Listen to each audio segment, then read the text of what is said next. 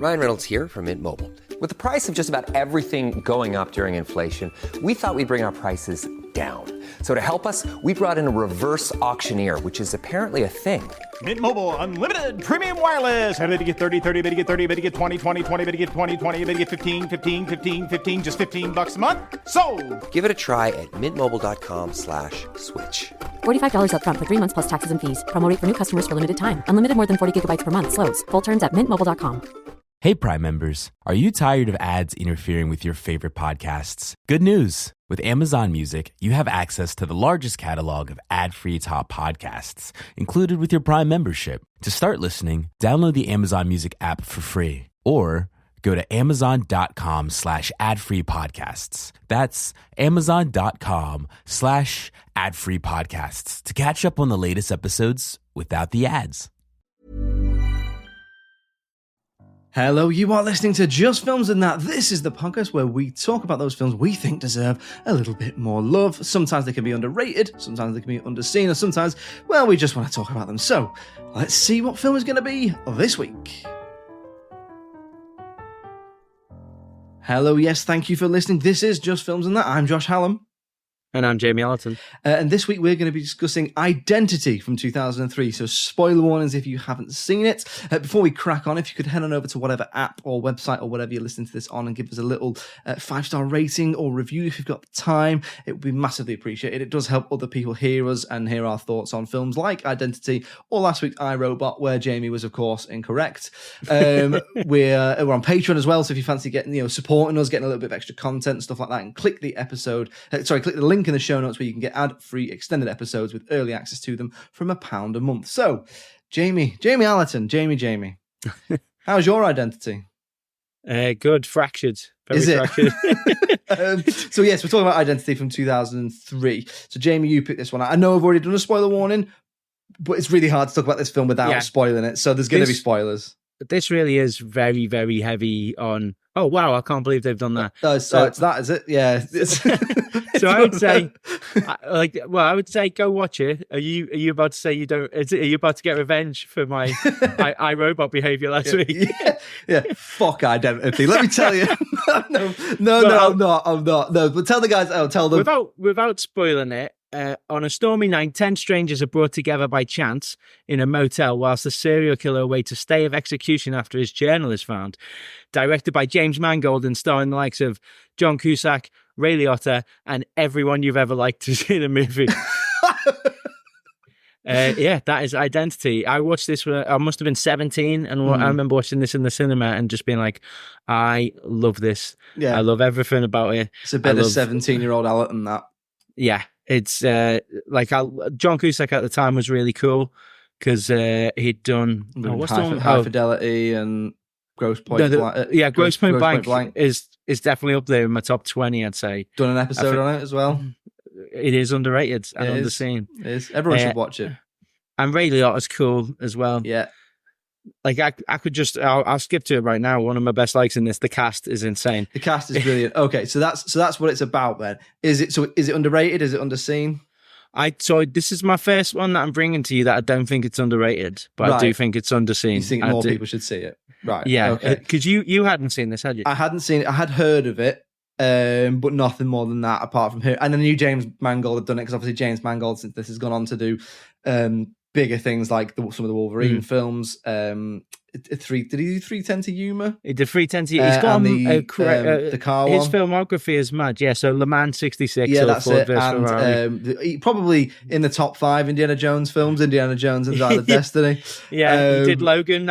Logan's obviously the big, probably the most successful one he's done, isn't it? Yeah, but I really like his Copland and Walk the Line. Like I'm a fan of James Mangold. Copland is great. I didn't mind Walk the Line. It was good, but it wasn't particularly memorable for me. But Copland is excellent. Anyway, so Identity then. So let's get into it. So as we said, spoiler warnings for this. You ready?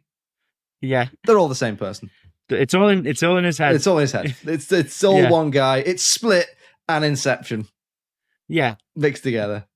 So basically, there are 2 twists in this. One really good, one really bad. I'll give it that. Which do you think's good and which do you think's bad? So I like the I like the way they do it's all in his head, Yeah, because that's good. they set it up that it's all these people in a motel and people are getting killed off, and they keep cutting to this judge who's waiting for the serial killer, and you think it's Jake Busey's character that they're waiting for. Yeah. And then the serial killer shows up, and you're like, oh, hang on, what's Who's this guy? What's going on here? Who's killing? Is this guy innocent? And maybe, and the real killer's out there. And then they show you it's everything that you've seen so far has been going on inside this serial killer's head, and one of those characters has been killing people, and he gets a stay of execution if he can show that he's killed off the killer, which doesn't make any sense. It does not. But I just really like the tools that Mangold uses. Like, Mangold knows exactly what you're thinking. Yeah, and because there is a thing with this, isn't it? That it wasn't. I don't know how well it received it was, but there was the whole thing that I read about, which is that it just happened to come out at the same time as Adaptation, the Spike Jonze film, and in Adaptation, the Spike Jonze film with Nicolas Cage playing two brothers, someone pictures this film by coincidence. So it became this thing of like, it became a piss take. And I read a thing with Mangold saying, like, I was a bit disappointed with that because we thought we'd done something really quite cool, which we'll come on to now. So for me, what I can't decide, I can't decide if the script for this and the whole idea, the whole execution, it is very solid. It's well made. It's very watchable. What I can't decide is, does it know what it's doing, or is it really cliched? Because I feel like I'm erring on the benefit of the doubt side of, this film knows what it's doing. Because if it doesn't know what it's doing, it is very GCSE drama. Yeah, I mean, the doubt can come in if you look at the writer, what he's done. Because the writer of this is the director of the Jack Frost horror films. The Killer Snowman / Cider. Yeah. And looking at his filmography, it's not good. But then I think it's James Mangold seeing potential in this script. And yeah, I think if you read it, you're reading it the way I am, that they're all cliched characters. Yeah, they're almost like stock archetypes. Yeah, but that's because they've been invented by a serial killer who's got the brain of a child. Yeah, so for example, there's a bit in it that, so John, is it John Hawkes? Yeah, he runs the motel, and Amanda Pete's character is a sex worker, and he figures out that she's a sex worker and just fucking hates her for it. Yeah, he's so and I was mean. like, he just goes right in on a, I don't deal with people who do your business, or in much worse terms than that. And I was like, this is heavy. And then I was like, but is it that she is a manifestation of Summit, and he's a manifestation of Summit? So it's like a self-loathing. Yeah, you know what I mean? That sort of thing, or is it just bad? Do you know what I mean? That's what I couldn't figure out. She is him. Yeah. Did you figure it out before it happened? So I did. No, I didn't. But I also feel, when something happens, and you're like, I feel like someone's told me this is what happens in this film. Ah, right, yeah. Do you know what I mean? But no, I didn't figure it out. Well, I think he parcels the information really well. So I actually checked when I was rewatching it. It's around about the 45-minute bit that Jake Busey has escaped. And he climbs over. He's escaped from the motel, and he crawls through all the mud, and then he sees some lights in the distance. And when he gets there, he's back at the motel, and that's so they at that point they're going something mysterious. Like, this is not the real world. So you start to think maybe mystical about it, sort of thing. Are they all dead? Because also he shows you everyone getting ready for the night.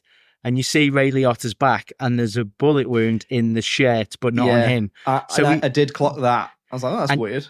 And he tricks, it's Mangold tricking you into going, all right, now you all think they're in purgatory. You all think they're in hell, but that's not what we're doing.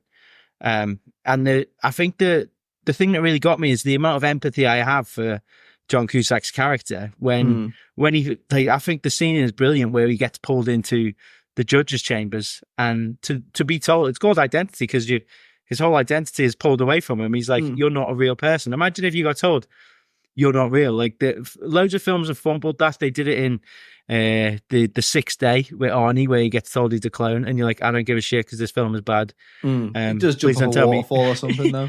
Don't tell me you've done the Sixth Day. But I really felt bad for John Cusack, and also, once you find out that major twist, there's 10 minutes left of the movie. He goes back to the motel, shoots Ray Liotta, says to Amanda Peete, go grow your oranges or whatever. Bye. Cusack out. But not only that as well, he finds that out, and then they go, "Oh, you're not real. Everything you do is pointless and worthless. All the pain you think you've been through means nothing. Can you go and do something for us?" Yeah. Do you know what I mean? And he's like, "Well, I suppose if nothing matters, and I need you to go kill him as well." Yeah. I like that he's given a job when he doesn't exist. Yeah, it's actually quite interesting. Yeah, so that's the way. That's how I thought, for me, the chips fell, because I watched it, and after, obviously, when you finish, you think about it and you write your notes for this and stuff, and I was like, this could have been so shit. Yeah. And I just don't believe that director, that cast, and that team made this bad. So it must be intelligent and subtle in ways. It is cliched in ways, in other ways as well, do you know what I mean? But I was like, it must be that. My faith is, when you look at all the other people's work, I'm like, my faith is just more behind that than it's bad. I think that your feelings of that would be removed if you get rid of the Clea Duvall and Ian Husband's character. The guy from Gone in 60 Seconds. Yeah. Yeah. He's like, I do lots of interesting stuff, that guy. that couple where it's like, oh, we got married in Vegas, but he cheats on her. She said she was pregnant, but she's not. And that's all very much like, I want to have I'm not really pregnant, like, dramatic scene where you're like, oh, fuck off. And that's quite a GCSE drama. Yeah. And I think it's because 10 characters sounds better than, 8. But you don't need things, them. I in other less skilled hands, the whole thing of the realization that because obviously, again, if you've not seen it, they all realize they've got the same birthday. Then they all realize they're named after states of America, and it's like, oh, right. And then it clicks. And then, like you say, the exposition comes in, drags John Cusack out and goes, oh, this what's going on. And that creates some interesting dynamics as well, because Amanda Peet sticks up for John Hawke's character, even though he's been a prick to her. He starts like getting on well with her. You have this dynamic of, I used to be an ex-cop and Ray Liotta was a cop, and you have that friendship there, but then they start to not trust each other, which I think there's some interesting dynamics there.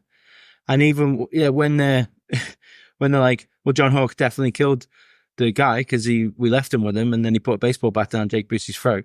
He did do that, yeah. He just put, to put a baseball bat down Jake. Well, I mean, that takes us to the bad twist, which you did not need in this film. Get rid of it. Yeah, let's. Do you want to say it or should I say it? It was little Timmy all along. It's the little boy. It's the little boy. They basically literally went to what's the most unlikely one. It's so stupid. Just have it be that it was Jake Busey all along.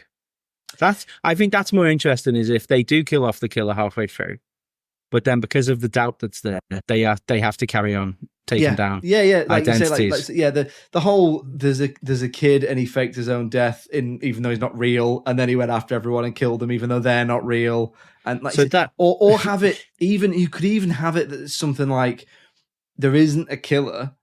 He's got something wrong with it. He's obviously got this multiple personality thing, but maybe like even you have it as that he's got some sort of degenerative illness.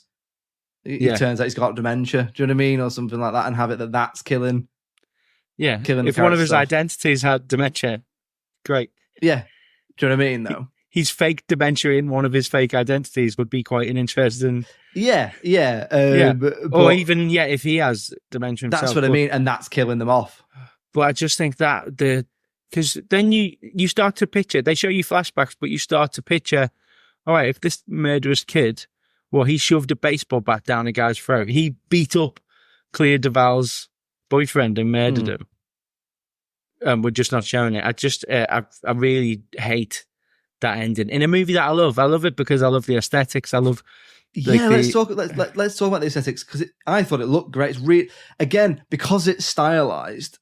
That helps it feel less cliche, because it's very sort of, it reminded me of like Seven or a little bit of The Usual Suspects in places, that sort of thing. That whole it's got that atmosphere. It's grim, it's dark. I mean, one of my dislikes, which we can come on to, is there is bits where it's a little bit too dark, but for the most part, it never stops raining. I mean, like every single person in this must have been piss wet through for days. But doesn't John Cusack look great in a long coat in the rain? Yeah, he looks proper good in the coat in the rain. Whatever he does.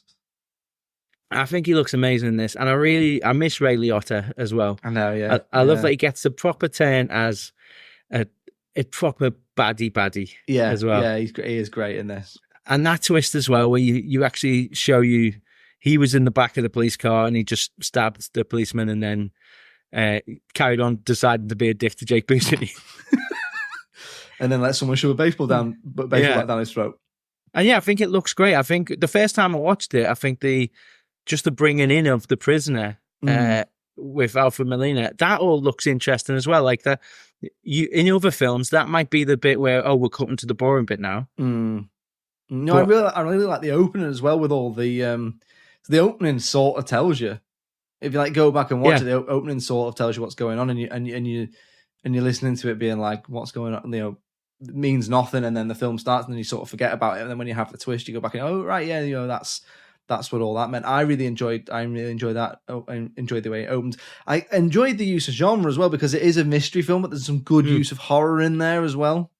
Yeah, I don't know if they mentioned 10 Little Indians in this, but it's definitely an Agatha Christie. Like they just we're just doing that. It is an adaptation of Then There Were Fewer. Yeah, that's it. Yeah. So, and again, I quite like that sort of modern twist on it as well, because the whole Then There Were Fewer, they're all on an island, isn't it, in a big house, and someone's killing them off. And it turns out that it's a little boy. It turns out it's the little Timmy. It turns out it's a little Timmy, and he shoves a baseball bat down Jake Busey's throat, who is just puts up no fight at all. See, I'm willing to admit that the film I've chosen does have a terrible ending. But I love being in the mood in this. I love sitting in it. This is a film that I could have on every year just in the background. And watching it again, it kind of reminded me of, do you know, some people are all in on M. Night Shyamalan movies now, and some people are like, no, he's hack. I loved Knock at the Cabin, because I'm just like, do you know what, wherever you got for me, it's yours, so let's go for it. And that's it, isn't it? It's people can be very snobby about certain genres of films, but you make stuff for the fans. And they're the ones who go and watch it. There is plenty to go around. If M. Night Shyamalan is not for you, if Marvel comic book films isn't for you, if horror isn't for you, it is for someone. Yeah. So that's all right. Just don't enjoy it then. And this is for your entire audience who should watch Identity. And this one is for little boys who've dreamed of murdering 10 people. I just pretend that last bit.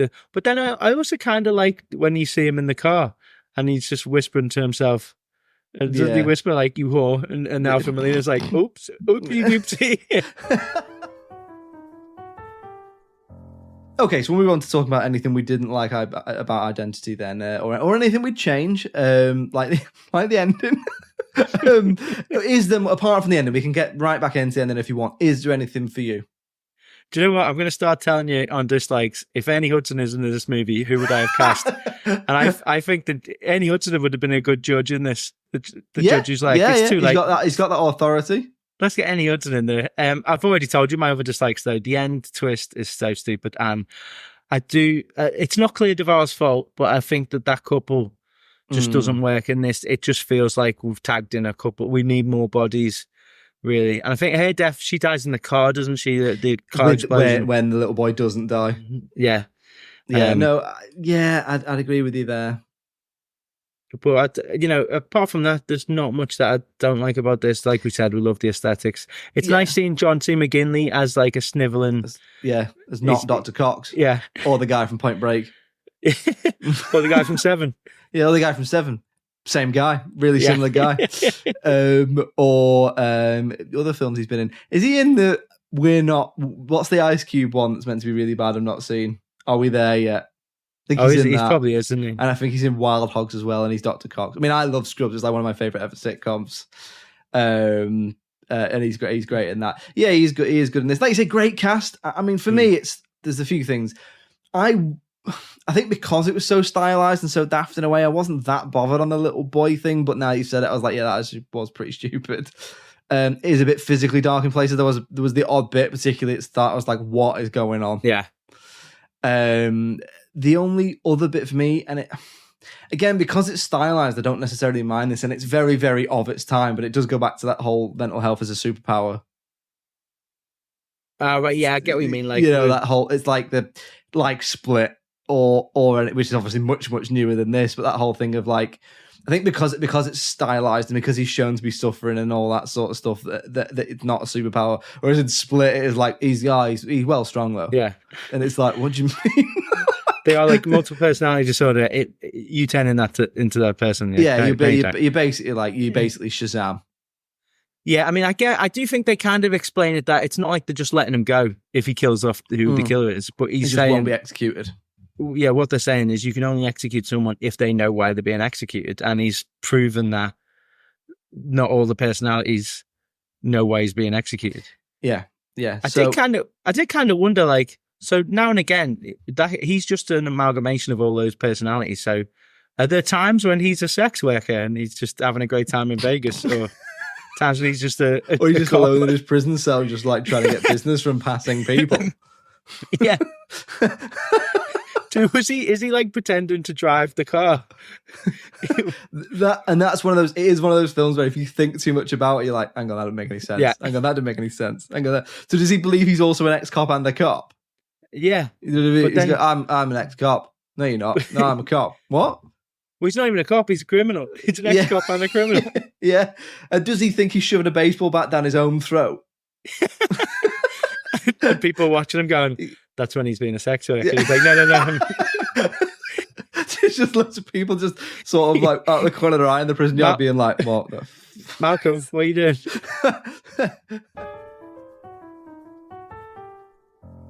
We will move on then to talking about the critical reception. Now, you've picked it because you don't think it's underrated. You think it's underseen. So we'll need the critical reception and the box office. So let's start with the critical reception then. How, because you don't think it's underrated, which means you must think it's rated fairly well. Obviously, I remembered to get the box office right. Obviously, you remember to get the box office. I would say in terms of ratings, I think if you think it's appropriately rated and you really like it, I think it's probably coming out at a 7. I would probably give it a sort of probably a 6. I did enjoy it. It was just fairly disposable, solid, and well made and watchable. 6, between a 6 and a 7, but obviously you've not picked it because it's underrated. You've picked it because it's underseen. But before we do underseen, let's hear those ratings. How did it do? So we both know you just gave it a 6 because of what I said about iRobot. Yes, I'm just bitter. So you got this at 8. So yeah, it's IMDb 7.3. Okay. Critic score 63%. Yeah, that's quite low. Audience score 75%. Okay, so that average out at 7.3, 7 or 70.3. So yeah, let's say 7 out of 10, 70%, whatever you want to say. Yeah, that feels right for me. I mean, I would take that. I'd take that as appropriately rated. Underseen, then how did it do? Right, so Josh, when I say underseen, I mean underseen like people don't talk about this film, but actually did quite well. Right, okay. Go on, how did it do? On a budget of 28 million. Yeah. It did 90 million worldwide. You've lied. It's not underseen. You've lied. At one point, it was the number 1 box office movie in the States. But what I mean is, you're talking about the legacy of the film, aren't you? No one talks about this film. Yeah. No, I get that. We've had that. We've had that before with films have done even better than that, and it's like, yeah, but I'm talking about no one's talking about it and going back to it. So, no, I'll give you that. I'd say it is underseen. Yeah. But just not in 2003 when just not everybody went to see it. All right, so Josh, what are we watching next week? So next week, there is a reason for this, right? There is a reason for it, and it relates to something that's coming out in the old cinema, which we'll hopefully also be reviewing if I can get to a screening of it. So next week, in anticipation of a new version of this character, we're going to be watching and talking about Hellboy. Oh, okay. From 2019. The OG? No. 2019. That's it. I'm finished. I'm done. Your face. We're going to be talking about the Hellboy with David Harbour in it. So that is not the 2 Guillermo del Toro films. We're going to be talking about Hellboy from 2019. Okay. Can't I watch iRobot again? No, you can't. You've got to watch Hellboy from 2019. So we can talk about it next week because there is a new Hellboy coming out, and I thought it would be good to take a look at the last time because, well, I'll say why, but it's fairly well known it did no do well. So yeah. So next week, we're going to be talking about Hellboy from 2019, not the good one. So join us for that. We're going to be talking about Hellboy. In the meantime, if you'd like to get in touch with us, it's filmsandthatpod@gmail.com. We're on all the social medias. If you just search for Just Films and That on Facebook, Twitter, Instagram, TikTok, or YouTube, and you can find us. We're always putting content out, so do give us a follow and like what we're putting out. All that remains to be said is thank you so much for listening. We'll see you next week for Hellboy. It's goodbye from me, possibly forever if people won't tune in. Thanks so much for listening. We do really appreciate it. Goodbye from me. Cheerio. Bye.